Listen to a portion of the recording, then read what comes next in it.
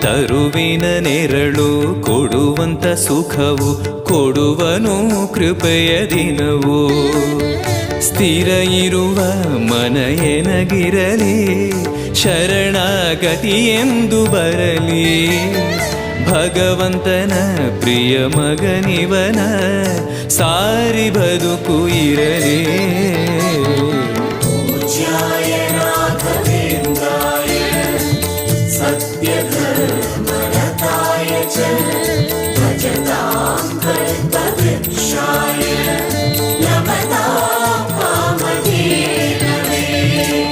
ಆಲಯವೆಂದರೆ ಮಂತ್ರಾಲಯವೇ, ಬೇರೆ ನಾ ಅರಿಯಲಾರೆ.